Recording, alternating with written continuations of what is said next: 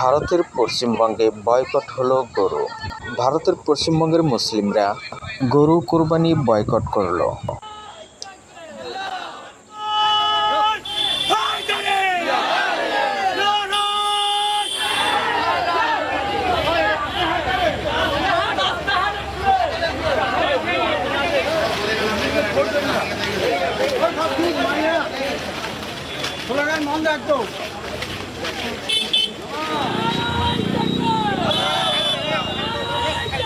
আমরা আজকে এই মিছিলটা আমাদের রাজ্য সরকার গরু কোরবানিকে ব্যান করেছে।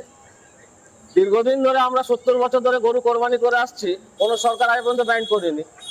আমাদের আজকে এই সরকার ব্যান করেছে, ওই জন্য আমরা গরুটাকে ব্যান আমরা করেছি এই কারণে যে আমরা দীর্ঘদিন গরু কোরবানি দিয়ে আসছি। গরু কোরবানি ব্যান যখন সবাই আমরা মুসলমান আমরা সবাই এক কাট্টা হয়ে আমরা বলেছি ঠিক আছে আমরা কোরবানি করবো না।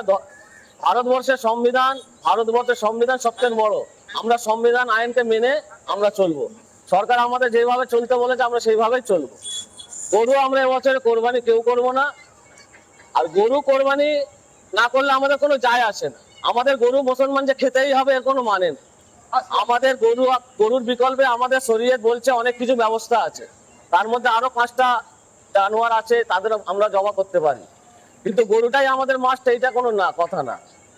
গরু আমরা কোরবানি এই কারণে আমরা সবাই মিলে একটা উদ্যোগ নিয়েছি যে গরু কোরবানি আমাদের গাড়ি নিয়ে সব এলাকায়, প্রত্যেক মুসলিম এলাকায় আমরা মানা করছি যে যাতে গরু কোরবানি কেউ না করে। গরু যখন মা, গরুকে জাতীয় পশু, জাতীয় মানে পশু ওকে ঘোষণা করা যায়।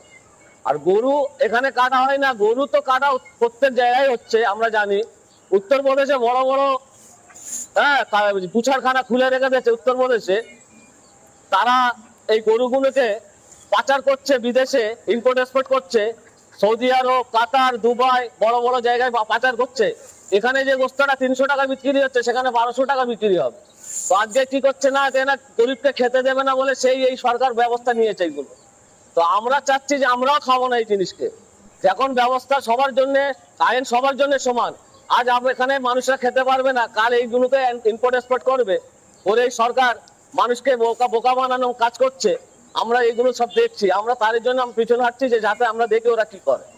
এইটাই আমাদের বক্তব্য। আমরা গরু কোরবানি করবো না। খাসি আছে, ভেড়া আছে, দুম্বা আছে, উট আছে, আরো অনেক কিছু আছে, আমরা সেগুলো নিয়ে ব্যবহার করবো।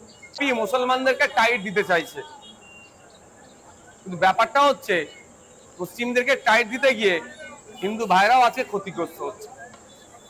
আমরা যতটুকু জানি যে গরুগুলো আসে জবা করার জন্য, বলির জন্য, কুরবানির জন্য, বেশি অংশ আছে উড়িষ্যা, বাঁকুড়া, ঝাড়গ্রাম এদিক থেকে।